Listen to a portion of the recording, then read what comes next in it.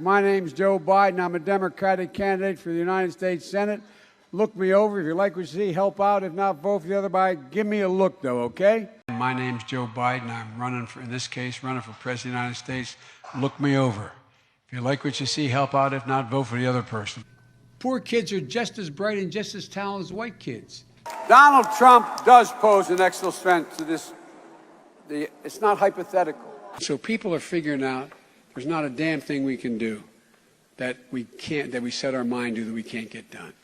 It would put 720 million women back in the workforce. 150 million people have been killed since 2007 when Bernie voted to exempt the gun manufacturers from liability. Well, folks, eliminate one tax loophole out of $1.6 trillion worth, $1.4 trillion worth. Out of $1.4 billion. It's hard to even say it, it's so much. And by the way, it's cost a lot of money. It cost about $740 billion over 10 years. $30 trillion. We provide efficiency for appliances. That saves billions of gallons of gasoline. I mean, billions of $2.3 billion worth of, $500 billion in savings and 2-point-something billion metric tons of CO2 going in the air. In Delaware, the largest growth in population is Indian Americans moving from India.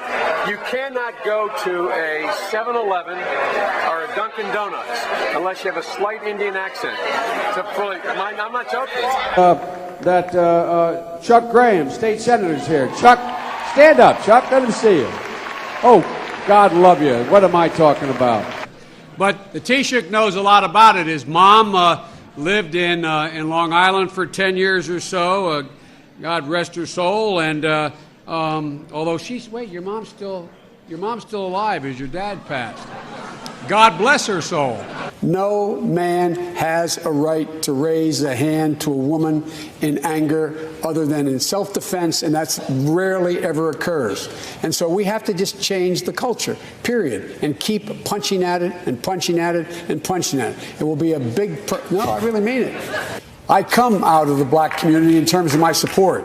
If you notice, I have more people supporting me in the black community that have announced for me. The only African-American woman that ever been elected to the United States Senate. A whole range of people. No, my point is... that's not true. The other one is here. I said the first. I said the first African-American elected. The first. We choose truth over facts. We hold these truths to be self-evident. All men and women created by... you know the thing. How many unsafe bridges do you still have here in the state of Iowa? And I was just in Ohio because they have more. You don't have here in Miami, in Florida. You don't have it here. And that is, if you keep an audience. We don't have solar capacity to be able to make sure that we save a whole hell of a lot of energy, create a lot of new jobs for people out there, just like here in California, here in Nevada. It is important that Iowa and Nevada have spoken. Of Keene. I'm back. I've been here a number of times. Last time was, I think, all the way back in 2014. But I've been here before that. I love this place. Look, what's not to like about Vermont in terms of the beauty of it? Although I had met Sully and his wife at an event in Los Angeles back in the spring, late winter, early fall, anyway, you know what I mean. I took on Putin in terms of Iraq. In terms of what was going on in Ukraine. But the whole point of this is that we can do a lot to deal with endangered species. And one of the things I would like to raise is that we have to deal with this on an international basis as well.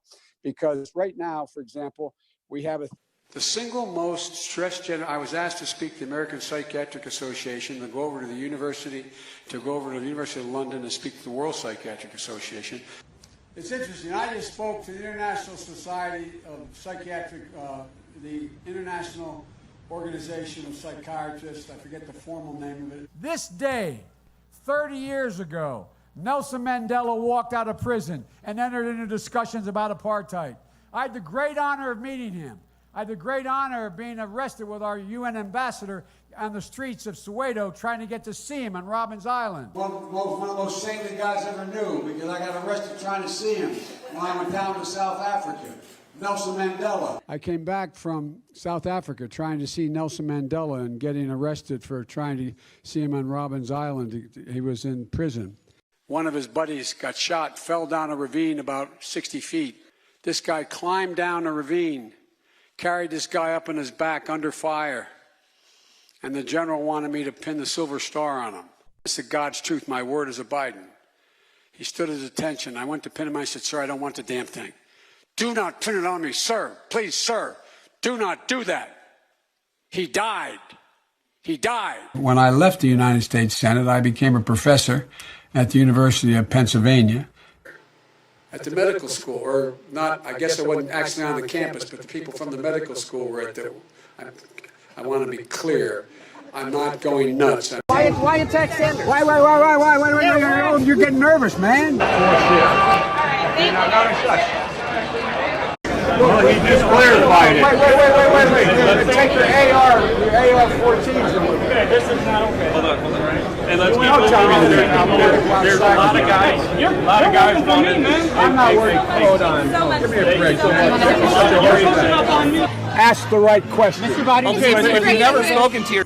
You're a lying dog-faced pony soldier. So you're a damn liar, man. And you want to check my shape on it, let's do push-ups together here, man. Let's run. Let's do whatever you want to do. Isn't that what you said? Get your words straight, Jack. That's what I hear on MSNBC. You don't hear that in MSNBC. You did not hear that. But you heard. Look, okay, I'm not going to get in an argument with you, man. No, I don't want to. Well, yeah, you do, but look, Fat, look, here's the deal. By the way, this is my little sister, Valerie, and I'm Jill's husband. Oh, no, this is oh, you switched on me. This is my wife, this is my sister. You and I've known 8 presidents, 3 of them intimately. Now is the time to heed the timeless advice from Teddy Roosevelt. Speak softly and carry a big stick. End of quote. I promise you, the president has a big stick. And it happens to be, as Barack says, a 3-letter word, jobs, J-O-B-S, jobs. And the reason is not just to help people who have or in fact are likely to get Alzheimer's. Mr. Vice President, thank you. Thanks for your time. Please come back in less than 13 years, sir. All right, Chuck. Thank you very much. All right. It's Chris, but anyway. Chris. I just did Chris. No, I just did Chuck. Not though. I've not talked to any individual. Excuse me. You know, you're supposed to cough into your elbow. I don't know, sir. I learned that actually covering your White House. Actually, that's true. But fortunately, I'm alone in my home. But that's okay. All right. I agree. You're right. We know that you can't go too fast. It's about going too slow. And in order to avoid those very high numbers, we have to do at least several things. One, we have to depend on what the president's going to do right now.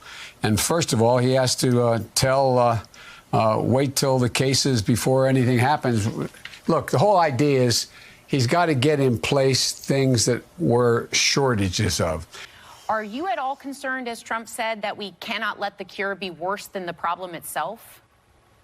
We have to take care of the cure. That will make the problem worse no matter what. The idea that we don't have elimination of assault-type weapons, magazines that can hold multiple bullets in them, is absolutely mindless. I believe in the Second Amendment, but nobody says you can have a magazine with 100 clips in it, 100 bullets in it. And hell, if you need 100 clips or 30 clips in a weapon, if you agree with me, go to Joe 30330 and help me in this fight. Pick up your phones. Pick up your phones. Now. Send a text to the word United to the number 30330. 30330 or 303-330 or BOO. Wait. You got it. So have a mechanism to control drug prices. You know. And for folks in the working class that are below 400, they will in fact increase their premiums. Will increase the generosity of the premium tax credit they now get. The public option will be available in my plan. We'll make sure it's not quality. We'll make sure it's only affordable. We can do it, and it's going to take billions of dollars to do it, and we can afford to do it. We can't afford not to do it. But President Trump and the demagogues around the world, union workers, the UAW took incredible cuts in their future. Governor Mike DeWine in Ohio, Governor Larry Hogan in Maryland, Governor Charlie Parker in Massachusetts. Annexed a significant portion of it called Crimea. Right. He's saying that it was President, my boss. That's exactly what Brock and I talked about in the beginning. Get it through. A man who will be the next president of the United States, Barack America.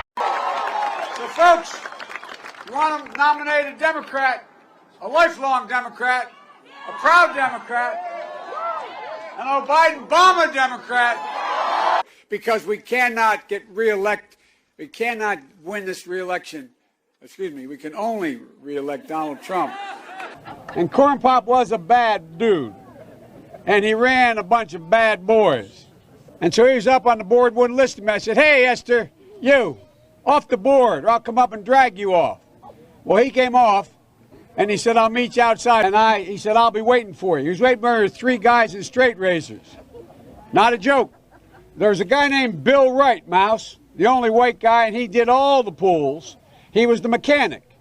And I said, what am I going to do? He said, come down here in the basement where mechanics, where all the pool filter is. And you walk to the car and say, you may cut me, man, but I'm going to wrap this chain around your head. I said, you kidding me? He said, no, if you don't come back. And he was right. So I walked out with the chain. And I walked up to my car.